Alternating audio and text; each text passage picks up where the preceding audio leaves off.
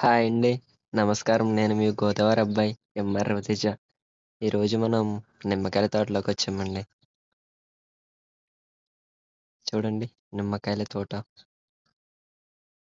మా గోదావరి జిల్లాలో ఇది కూడా ఒక పంట అండి నిమ్మకాయలు.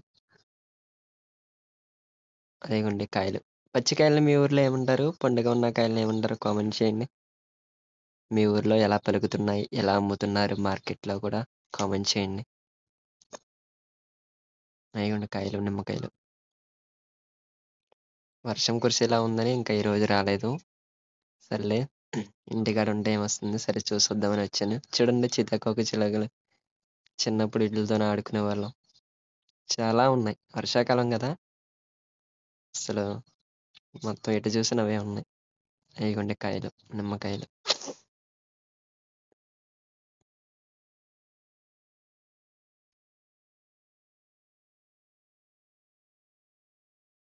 పండు కాయలండి నిమ్మకాయలు. మీ ఊర్లో ఏమంటారో మరి కామెంట్ చేయండి.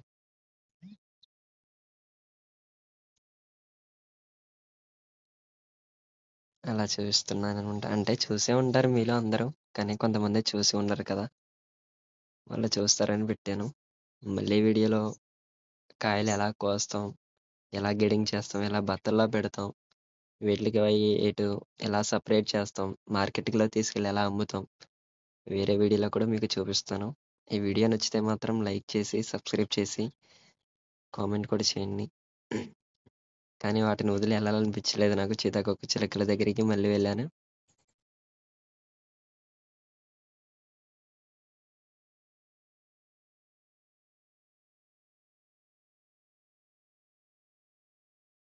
మళ్ళీ అడుగుతున్నా లైక్ చేయండి, షేర్ చేయండి, సబ్స్క్రైబ్ చేయండి, కామెంట్ కూడా ఇవ్వండి.